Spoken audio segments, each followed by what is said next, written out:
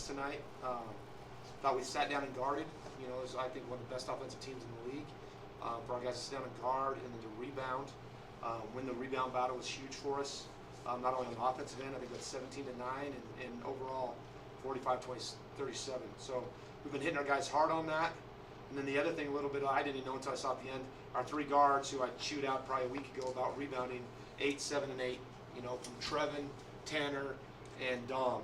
And so we're really proud of those guys that go into the glass and helping us.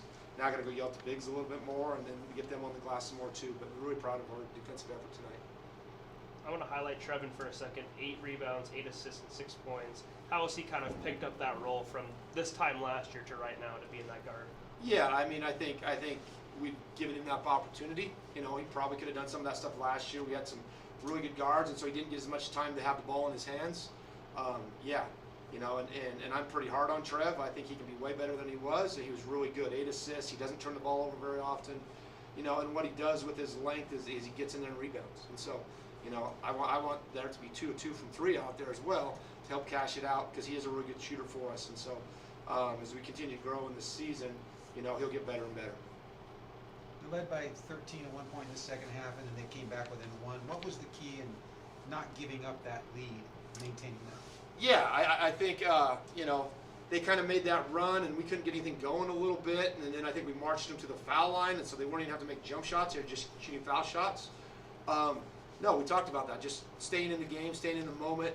I felt like Mike Tyson's Punch-Out, if you guys are a little close to that age, where you punch, and now you're dead, and your hands are down, and we're trying to dodge punches down there, and then we got a little bit of second wind. We made a couple plays to get us going, got out in transition and scored a couple to kind of give us a little breathing room. And so I'm just really proud of them staying the course. And I think that's really big for a young team to go through that and to continue to get better. Jackson had a pretty big bucket for you during that time. How impactful were his minutes in the second half? Yeah, Jackson's unique. You know, he's kind of that combo 3-4. You know, we trust him because he's a ball handler. I think he played some point guard. He always tells me he played point guard in high school, and you know, and they're like, well, I don't know if you're a point guard in college, but he's a great ball handler for us. You know, I thought that bucket was big, and to be honest, I was getting ready to sub and go with a little more length, and then he got in on defense and got that huge block on the 3, which could have been devastating for us. He blocked that and then came down and ended up getting a bucket, and so we just kind of rode with him. And then down the stretch, he's really good against the press and being able to inbound that ball for us. 2-0 in WAC play, 5 straight wins for you guys.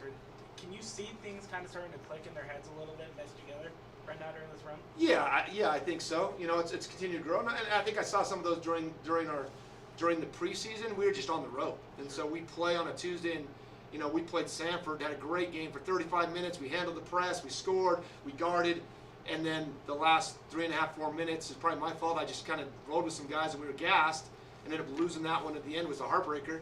And you know, you got to learn from that, but we had no days to practice, no days to recap and watch the video on that. Now we've had a couple weeks off. We can watch film with them. We can bring them in individually.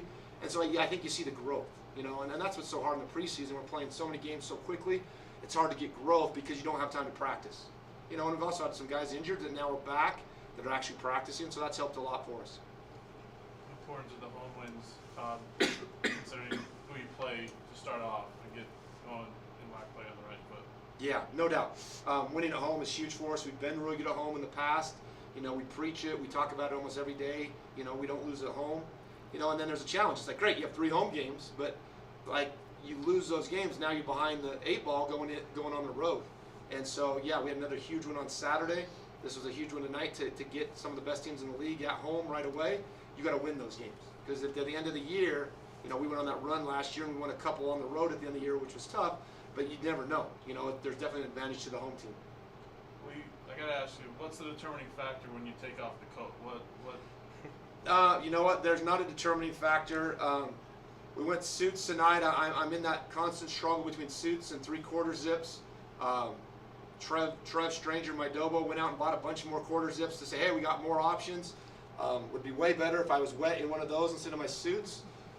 You know, and we've won them both. So I don't know what we're going to do on Saturday. It'll be a game time decision we figure out there. I do like the 3/4 better. I feel more comfortable. I can move around better. But there's just something in me, the old school of being in a suit and, you know, playing in a big time college basketball game and looking sharp. And it's probably, you know, trying to summon a little bit of Mark Pope and his suits and what he's done coming from here and then BYU and then Kentucky, and so, you know, it's hard to break that habit.